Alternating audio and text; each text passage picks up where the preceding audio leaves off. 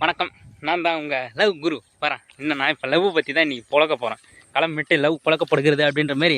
இந்த லவ்னா என்ன கான்செப்ட்னா, இப்போ இருக்கிற பொண்ணுங்களுக்காகட்டும் பசங்களுக்காகட்டும் ஒரு அது எப்படி சொல்கிறது, லவ்ன்றது ஒரு மாதிரி பாட்டுன்னு போகுது. ஒரு சொல்கிறதுக்கு ஒன்றுமே இல்லை.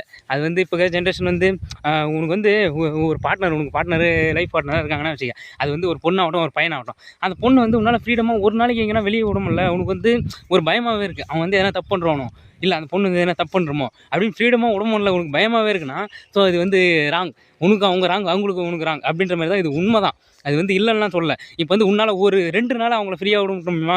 அந்த பயம் ஒன்று இருக்கும். இப்போ நம்ம ஒரு வாரம் நம்மளால் பேசாமல் இருக்க முடியுமா அவங்ககிட்ட? பேசாமல் இருந்துடலாம். ஒரு வாரம் பேசாமல் இருந்துட்டா அவங்க வந்து நம்மளே நினச்சிட்டு அப்படி ஹோல்ட் பண்ணி இருப்பாங்க அப்படின்ற எண்ணம் உனக்கு இருக்கணும். பட் அப்படி இல்லைன்ற பட்சத்தில் அது வந்து ராங். அப்படி இல்லைனா அப்படியே உனக்கு அது தோணிட்டே இருந்துச்சுன்னா அது வந்து சந்தேகம், டாக்ஸிக்ன்றதுல அதுதான் ஒரிஜினலான சந்தேகம். டாக்ஸிக்ன்றதுல போய் முடியும்.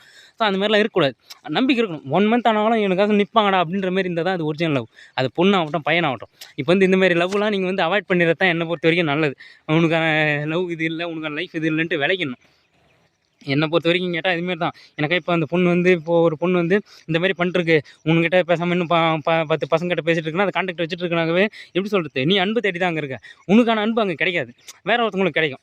அது கிடைக்கிறப்போ உனக்கான அன்பு அங்கே குறைய தான் ஆரம்பிக்கும். இதெல்லாம் வந்து தவறான இதுவில் தான் போய் முடியும். ஸோ வந்து மனசில் வச்சுக்கமாமே, இதெல்லாம் வந்து தோதுபடாத விஷயம் லைஃபுக்கு.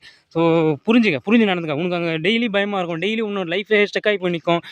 உன்னால் சந்தோஷமாக இருக்க முடியாது, மைண்ட் செட் ஃபுல்லாக அங்கே இருக்கும். அவங்க வந்து நம்மளுக்கு ப்ளஸ்ஸாக தான் இருக்குமே ஒழிய மைனஸாக இருக்கக்கூடாது எப்போவுமே. இப்போ அதுமாதிரி நீ சொல்லிடு, இவன் வந்து இந்த பசங்கள்லாம் பேசுறது எனக்கு வந்து அன்கம்ஃபர்டபுளாக ஃபீல் ஆகுது. அவங்க வந்து ஏற்றுக்கிறாங்களா பாரு. அதையும் தாண்டி அதை பண்ணுறாங்கன்னா தேவையில்ல. முடிவு டிசிஷன் எடுத்துகிட்டு விளைக்கிறது தான் நல்லது.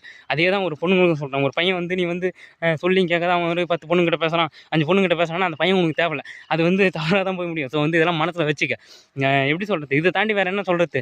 லவ்ன்ற கான்செப்ட்டு அது வந்து ஒரு அன்பு தான். அந்த அன்புன்ற இல்லைன்ட்டு வச்சு அங்கே வந்து லவ்ன்றது வேஸ்ட்டாக போய் முடியும். அதையும் தாண்டி இப்போ இருக்கிற ஜென்ரேஷனில் எப்படி சொல்கிறது, ப்ரியாரிட்டின்ட்டு ஒன்று எதிர்பார்க்குறோம். நமக்கோசம் அவங்க இருக்கணுன்ட்டு எதிர்பார்க்குறோம். ஃபஸ்ட்டு இருந்த இது வந்து இப்போ இருக்காத போகிறப்போ நம்மளுக்கு கடுப்பாகும்.